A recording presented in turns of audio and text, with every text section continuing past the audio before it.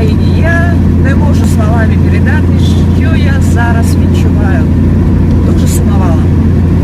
Давно не було відео в машині, в автівці.